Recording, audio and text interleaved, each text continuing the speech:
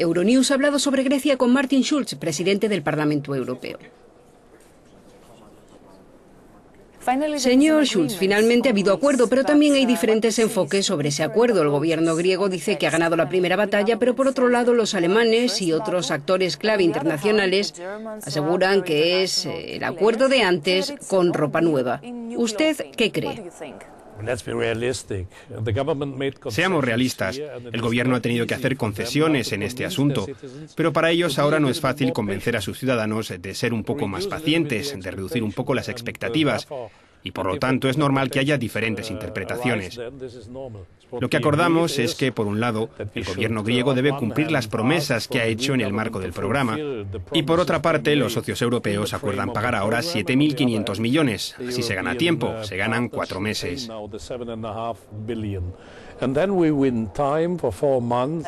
Volvamos un poco a las negociaciones. 19 ministros de la eurozona decidieron este acuerdo, pero al final daba un poco la impresión de que era un debate personal entre alemanes y griegos, entre el señor Varoufakis y el señor Schäuble. ¿Cuál es su impresión? No es un debate entre Wolfgang Schäuble y Varoufakis. Se trata de un debate entre los 18 ministros de Finanzas y el señor Varoufakis. Otros ministros de Finanzas que no son tan conocidos como Schäuble fueron aún más radicales que este. El hecho de que los alemanes tengan mucha influencia se debe a que representan el 27% de la zona euro, pero Francia el 20% e Italia el 18%, y ambos países juntos representan el 38% del dinero dado a Grecia.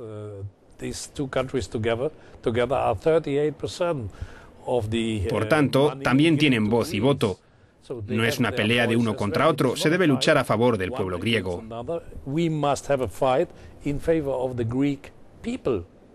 Señor Schulz, usted conoce bien los entresijos de las negociaciones. ¿Hasta qué punto se estuvo cerca de una salida de Grecia de la zona euro? Depende del gobierno de Atenas y depende de que los socios estén dispuestos a llegar a un compromiso constructivo. Le ruego que me disculpe, entiendo su pregunta, pero prefiero no hablar acerca de opciones teóricas. Prefiero hablar sobre las necesidades concretas de los ciudadanos. No tengo en mente la salida de Grecia. Usted fue uno de los primeros representantes de la UE que visitó al señor Tsipras tras su victoria electoral. ¿Qué impresión le dio? ¿Cree que tiene un plan político para el futuro? Yo prefiero hablar con la gente y no de la gente. Esa fue la razón por la que fui a Grecia. Lo conocía como líder de la oposición. Para ser honesto, es un nuevo gobierno con poca experiencia sobre cómo gobernar y en relaciones internacionales. Pero desde luego hay mejoras posibles.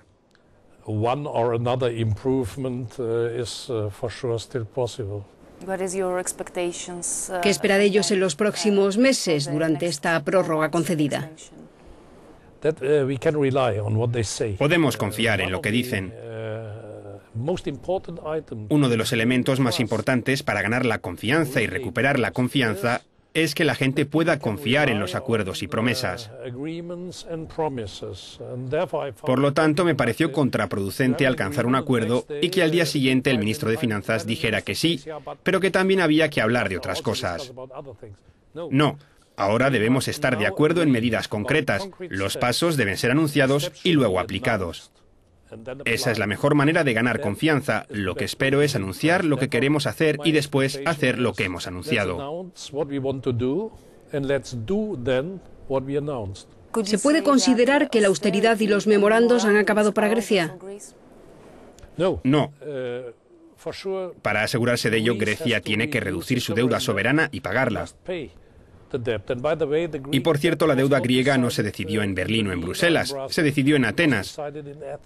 Por lo tanto, el país tiene una cierta responsabilidad. Pero sabemos que ningún país, ni Grecia, ni ningún otro, puede sanear sus presupuestos sin ingresos, sin más dinero para el país. ¿Pero qué significa más dinero para el país? Necesitamos crecimiento y empleo. Pero lo que hemos visto en los últimos años es la filosofía del Fondo Monetario Internacional basada únicamente en recortes, y eso por sí solo no es suficiente.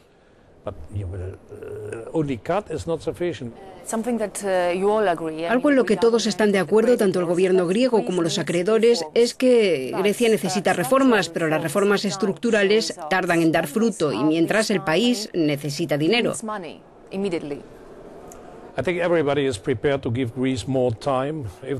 Creo que todo el mundo está preparado para dar a Grecia más tiempo para que sus reformas estructurales sean realmente creíbles y fiables. Las reformas estructurales deben encaminarse primero, y eso es un progreso realizado por el gobierno, a la lucha contra la evasión fiscal, el fraude fiscal, y en los presupuestos tener en cuenta también los ingresos y no solo los gastos.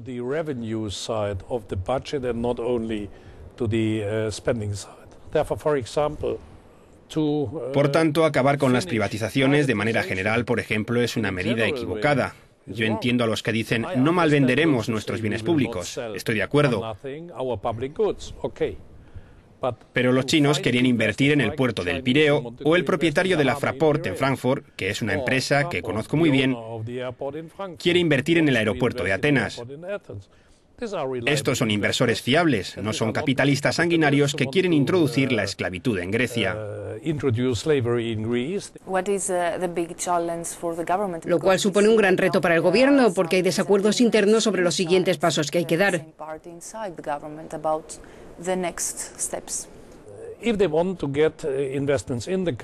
Si quieren atraer inversiones al país, es evidente que deben acordar líneas de acción dentro del propio Ejecutivo.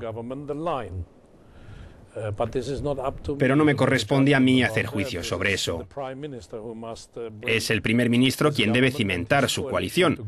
Por cierto, el hecho de que un partido de izquierda como Syriza teja alianzas de gobierno con el señor Kamenos es también sorprendente.